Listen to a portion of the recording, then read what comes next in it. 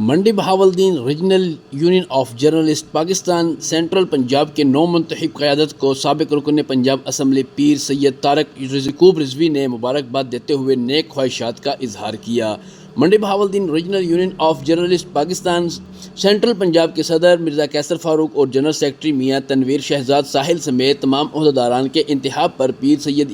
طارق یعقوب رضوی نے خوشی کا اظہار کیا۔ انہوں نے کہا کہ تنظیم کی نئی قیادت کا انتخاب باہمی مشاورت اور اتفاق رائے سے ہونا صحافتی برادری کے اتحاد، نظم و ضبط اور جمہوری اقدام کی عکاسی کرتا ہے۔ انہوں نے مزید کہا کہ مرزا قیصر فاروق اور میاں تنویر شہزاد ساحل جیسے متحرک اور بلا صلاحیت